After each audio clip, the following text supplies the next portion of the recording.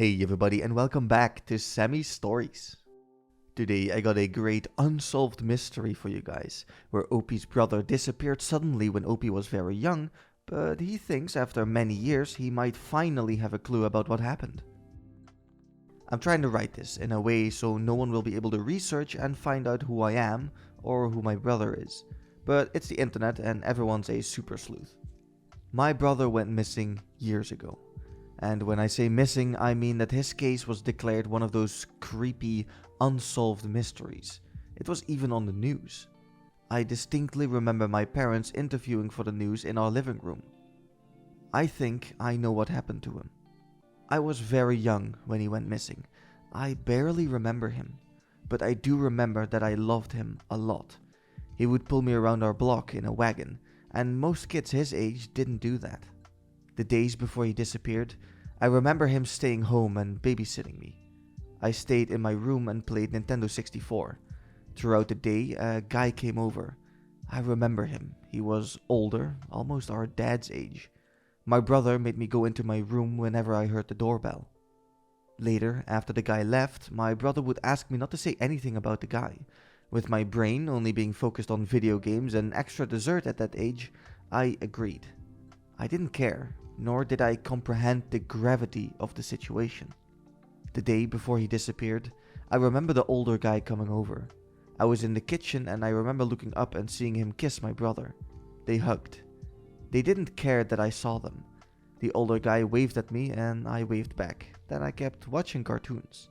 I fell asleep on the couch and woke up to my brother whispering outside our front door. "Don't worry, he's asleep," he whispered. The older guy said something I couldn't hear. Then my brother said something I couldn't make out, but I made out the words "visit them." Or maybe he said "visit him." Either way, I know the word "visit" was in a sentence. The man raised his voice and said "no." Then I heard "plan" and "city." Then I fell asleep again.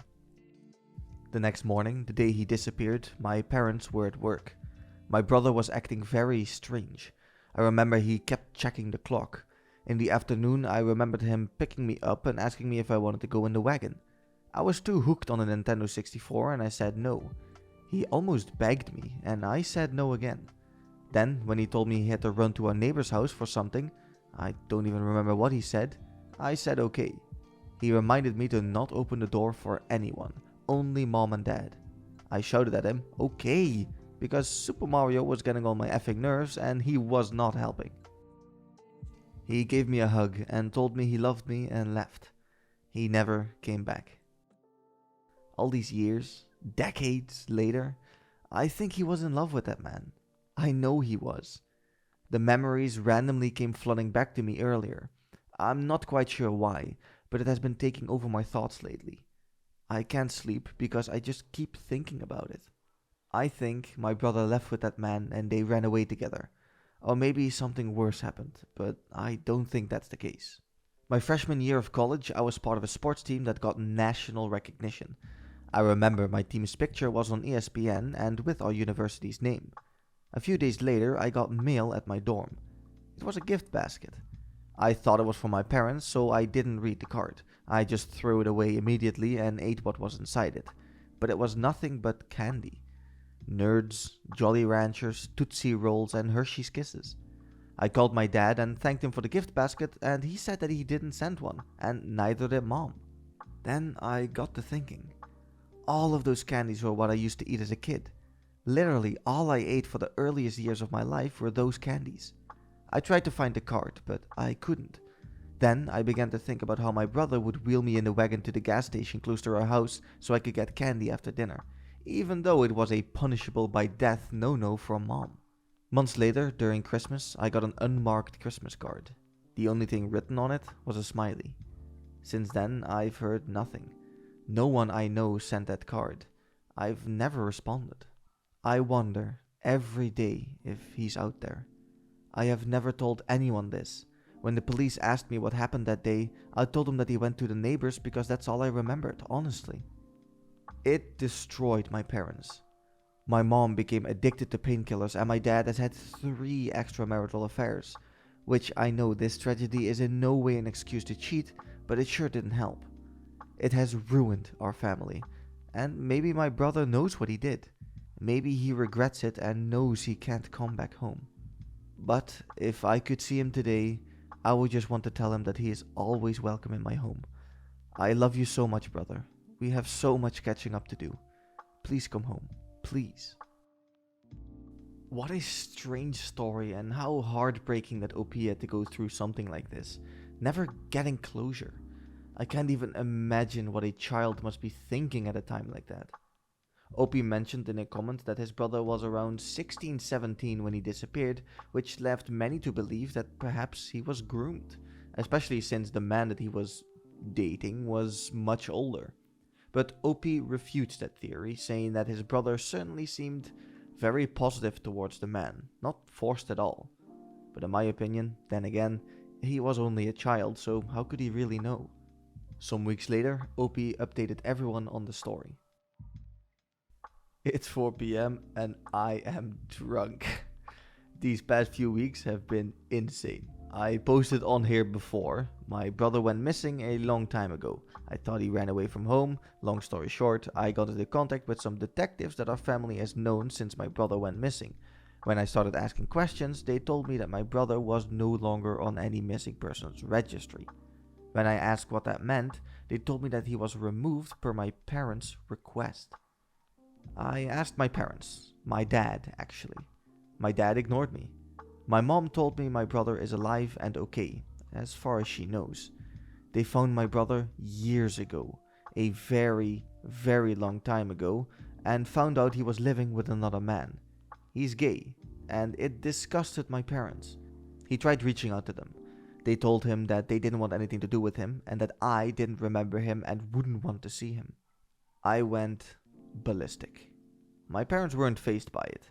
They sincerely hated my brother for who he is, for being gay. They kept him a secret from me all my effing life. My brother missed the birth of his nephew. He missed my wedding, graduations, everything. Just because of my parents. They lied to me. I've been able to get a phone number and contact information from police officers. My brother left it all open in case anyone from our family wanted to contact him. I still cannot work up the nerve to call him. The address I have for him is across the effing country. But he's alive. My brother is alive. I'm drunk as F right now and I can't really deal with any of this. I haven't talked to my parents in weeks and I never plan on speaking to them again. Not for what they've done to me or my brother. This is real and it happened. It happened. It is happening right now. I don't know how to process this all. My parents let me believe my brother was dead or kidnapped forever, when in reality he just ran away, and when he wanted to come back, they disowned him. I'm effing crying right now. How could you do that? F you, God. F you, Christians and Jesus. I didn't even know. I'm sorry. I honestly don't know what to say. Just that, man, that's horrible. How could any parent judge their own child like that? A little while later, OP updated us again.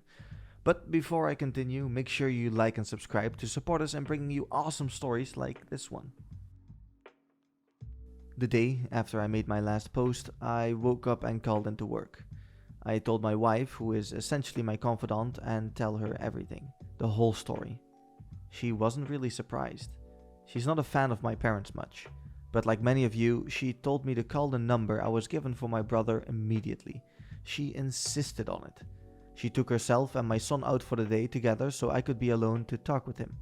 I dialed the number about 7 times before I actually pressed the call button.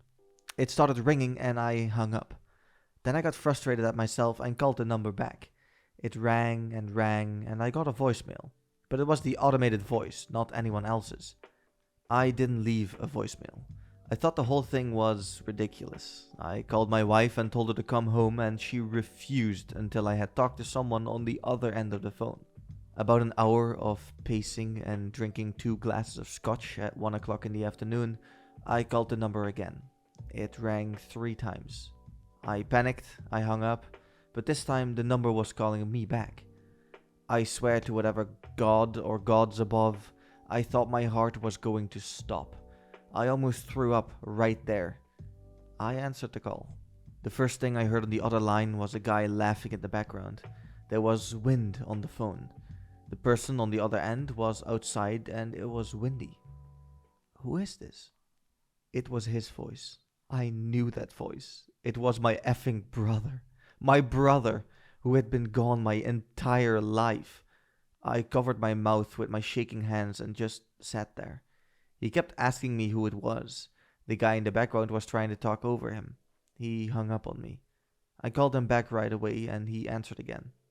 Me, being a creepy ass, the first thing I said after decades of not seeing him and thinking he was dead, I blurted, I got your number. He asked me who I was and what I wanted. I said, it's me. There was a really long pause. I thought the call had dropped. Then I heard him tell someone to turn the radio down and roll the window up. The sound of wind stopped. And then he asked my name. I told him, and he said that I was lying. I told him I got his number from the Missing Children's Network and detectives. I heard him gasp. He asked me what color shoelaces he wore to a picnic when we were kids, and I remembered my mom getting mad at his orange laces with blue shoes. It was the last time we were together as a family. I could tell he was crying. The first thing he asked me was, "Where are you?" I told him I lived a few hours away from home. Without hesitating, he told me, "I'm coming." He went straight to the airport without any luggage, bought a plane ticket and flew straight to me. We stayed on the phone with each other the whole time. When he was walking through the gate, I knew who he was right away. He's middle-aged, salt and pepper hair, muscular. He looks just like our dad, only better. I know if I told him that, it would make him mad. I literally pushed an old lady out of the way and I just hugged him. He's about 2 inches taller than me. He was able to pick me up. He was crying, I was crying. I was having a breakdown. We went to a bar at the airport. He wouldn't let me out of his sight. He kept holding on to my arm. He kept telling me how unreal it all was. And he apologized to me. He kept crying, telling me he felt horrible. I told him to forget everything and tell me about his life. He's married. His husband is a doctor, a pediatric oncologist, and they live in the Pacific Northwest. They have 2 children, both girls, 12 and 8. And he works as a legal consultant and has his own firm. He has an amazing life. He told me that he thought I hated him and wanted nothing to do with him. We sat at the bar for hours. Literal hours. I think we sat for about 6 hours before I begged him to come home and meet my wife. We got home and my wife was a mess. She hugged him and insisted he stay with us. At this point, his husband was going insane and kept calling him. He had no idea what was going on. He thought he had eloped or something. It was crazy for a couple of days until everything was explained and out in the open. My son and my brother were like 2 peas in a pod. Honestly, I never wanted children. My son was an amazing accident, but I'm not good with kids. I'm always afraid I'm going to break them. But my brother is a pro. Kids love him. He stayed with us for 2 weeks, and in 2 weeks, everything about my life changed. His husband and 2 daughters flew in to stay with us. My brother-in-law and my 2 nieces. My family. They were my family. They are my family. My brother wants my wife and I to move closer to him. My wife is on board. I work as a professor at a university and I've already started to send out feelers to see if there are any open positions. And I found one that is actually tenured and a higher pay. I do not plan on forgiving my parents, but my brother still loves them. He went by their house and knocked on the door. My father shut the door in his face. My mother gave him a hug and told him to take care of himself, then she shut him out. I can't forgive them for that. I have no reason to stay close to them. I want to be with my family. I want to make up for all the lost time. It's 2 a.m. right now, and I'm drinking a tall glass of scotch and grading papers. My beautiful, wonderful, smart, and amazing wife is asleep on the couch. She likes to watch me grade papers. My son is asleep in his room, cuddled up with all these stuffed animals his uncle brought him. And I'm here. So happy. So fulfilled that my family has grown and doubled in size so suddenly.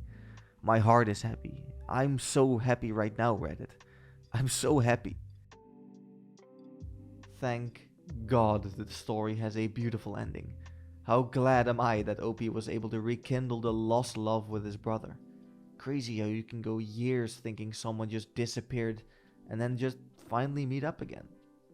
For those of you, including me, who are curious to what happened next in the story, you're in luck. 6 months after the last update, OP decided to share with us how his life has changed since then and how everything is going. Hi everyone, a few months ago I posted a notice that I had met my brother that my parents had disowned and didn't tell me, letting me assume that he went missing. Here's that update. I met my brother that was missing. Now, here, I'm posting an update over 6 months later. Thank you all for everything so far. Everything in my life has changed in the last 10 months. Honestly, I don't even know what to say. I want to apologize for neglecting this account. I've been busy. I want to fill you all in on what's been going on in my life, and I owe everyone who has messaged and commented that much, at the very least. My wife, son, and myself have moved. Not exactly to the same region of the country as my brother and his family, but much closer to him. I got a new job teaching at a new university months ago. While it's not a tenured position, it gives me the option to do research, which is my favorite thing to do.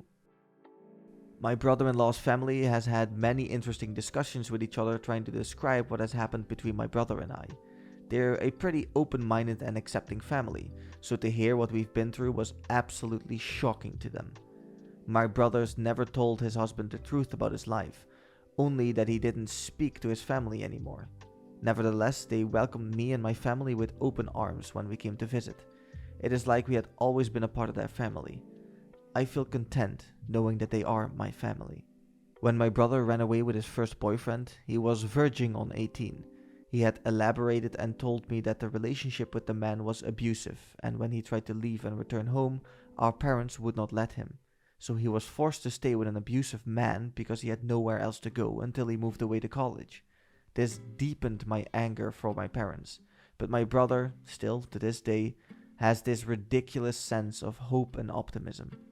I love that about him, because I don't have that. My brother and I are two very different people, but in a way that works well. We reflected on my teenage years and I filled them in on what happened with my life. My brother is very quiet and observant. He always watches before he intervenes. He's soft-spoken and gently objects when someone says something he disagrees with. He's patient, kind, and optimistic, as I've said. He has a very loving heart, so I think that's why he has an unrelenting faith in our parents. Me, on the other hand, I'm abrasive, impatient, and quick to jump to conclusions. My wife wanted me to add, about me, doesn't separate laundry, refuses to mop the floors, and can't properly change the oil. Despite being very different, we have this uncanny ability to be thinking the same thing. Even though we have been separated for several years, we can still give each other a look to know exactly what the other is plotting. My brother has been able to create a spectacular life for himself, all on his own. One thing I struggle with is knowing that he went through more than half his life by himself, putting himself through college and law school all alone. The more he filled me in about the years away from our parents, the more angry I became. I severed communication with my parents months ago, after the last time I posted on here, and it has done wonders for my own mental health. But then the election happened a few weeks ago. The day after the election, I got a call from my mother. I didn't answer it because I was in class, but she left a voicemail and said that she would like to talk at my earliest convenience. I thought on it, still enraged, but I decided to call her back, more out of curiosity than a desire to speak with her. When we began our conversation, she asked how I was doing. My answers were short, one-worded, and she jumped right in, and I could tell she was uncomfortable. She apologized, but she apologized only to me. I wasn't fazed by this. I told my mother that she should talk to my brother, and unless she did that she didn't need to call me anymore. I told my brother that our mother had called and apologized, and the look on his face was pure happiness. I can't even begin to describe it to you all. It was as if his dreams had come true. My brother called our mother, and she, to my surprise, picked up. They had a short conversation, and my brother's happy glow had dimmed somewhat when he got off the phone. He told me that she said that, given the election results, she had only wanted to speak to me, I guess alluding to the fact that I'm a white, straight male, the normal son, in an effort to repair the family, and that we all, me, my mom, and dad, not my brother, need each other now. She also went on to say that she does not approve of what my brother does, but she had read up on his lifestyle and recommended conversion therapy. My brother ended the call with a very gentle, "I'm sorry, Mom, but I can't do that. I love you. Good night." I think my brother has been broken these last few weeks, and the hope and optimism that naturally carries him through life has been eradicated. He's buried himself in work and ignores any discussion around our family. My wife is a counselor, and she normally avoids counseling people she doesn't work with, but she told me that the only thing I can do for my brother at this point is to be there for him and never let him be alone again. Like I said before though, I have a tendency to lash out and be aggressive. Yesterday, while stewing on my own rage about my parents, I called my mother, and when she answered, I just began screaming into the phone. I unleashed a lot of things, and I remember crying while I did so, because I was so enraged. I told her how much she hurt my brother, her son, and how she put his life in danger, all for her ideology. I told her how unfair and upsetting it is that her and my dad would do this to their children, to my brother. How it's criminal and they should be punished. When I finished screaming, I was going to hang up because she miraculously hadn't during my 10-minute tirade. But she cut in with a quiet, "He sounds grown." My mother acknowledged my brother's existence with that short sentence. Then she went on with, "I'm so sorry. Let me speak to him, okay?" But I didn't. I hung up. Then I blocked her number. I don't know what she wanted to say, but I'm afraid it is something that could damage my brother further. We're currently staying with him for the Thanksgiving holiday. My view right now is this. My wife and my brother-in-law are sitting in the living room floor trying to assemble a IKEA shelf. My son is beside me watching cartoons and keeps telling his mother and uncle to shh. And my brother is in the kitchen washing dishes. This is a life that people want to see destroyed, taken away and converted. This is a life that I am so grateful to have and is filled with people that this world is lucky to have on its surface. I haven't told my brother that our mom tried to call, and I don't want to. I don't think there's a point. I just want to spend as much time and energy as I can to love my brother, my family, my small little slice of bliss. This is my heaven. This is a life I will proudly defend against hate and intolerance and bigotry. I'm so lucky to have this life, these people and this happiness, and I will never stop fighting for it. What a great ending. I actually don't have much to say this time. I enjoyed reading the story, and I think it gives a great perspective on the harm that hatred and intolerance can bring. When your lifestyle doesn't harm anyone, I think you should be allowed to exist however you want. As long as you remain respectful both ways, everything works. Did you guys have any experiences like this where someone just disappears out of your life and then came back? I'd love to read about it in your comments. And I'll be back in the next one. See ya.